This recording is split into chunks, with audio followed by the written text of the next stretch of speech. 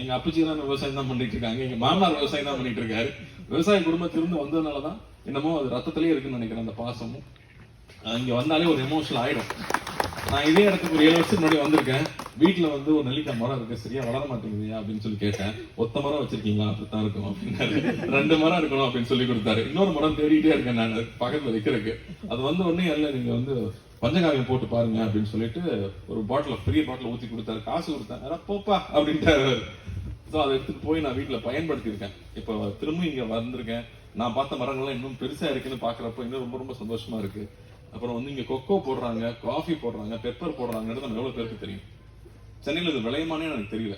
ஆனா அது போட்டு சாதிச்சு காந்ததை பார்த்துட்டு அப்படியே வந்து கேரளா மாதிரியும் கூர்க் மாதிரியும் இருக்கு. இங்க சென்னையில சென்னைக்கு இவ்வளவு பக்கத்துல இதெல்லாம் பண்ண முடியுங்கிறது நமக்கு ஒரு பெரிய லெசனா இருக்கு. நானும் இங்க பக்கத்துல தோட்டம் வாங்கிருக்கேன் விவசாயம் பண்றது. அதனால இங்க கத்துக்கிறேன்.